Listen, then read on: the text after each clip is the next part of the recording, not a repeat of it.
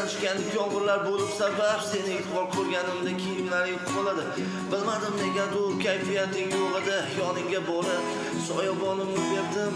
Ozgina bo'lsa ham ko'ngling ola bildim. Hazil huzurlar bilan uyga yetganidek iliq xayrlashib uyingga ketganidek meni sevishga o'rgatding. Aytmayman, hammasi yaxshi edi, lekin ketasan aqlimga sig'mayapti.